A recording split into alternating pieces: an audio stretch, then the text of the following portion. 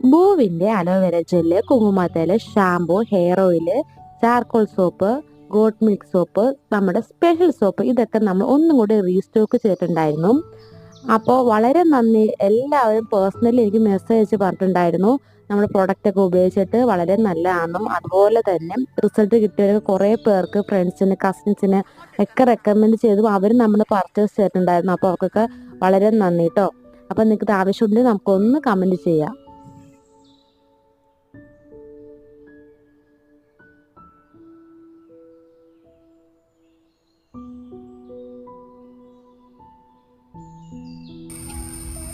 So ഇത് ഞാൻ use ചെയ്തിട്ട് എനിക്ക് നല്ല പ്രൊഡക്റ്റാണ്.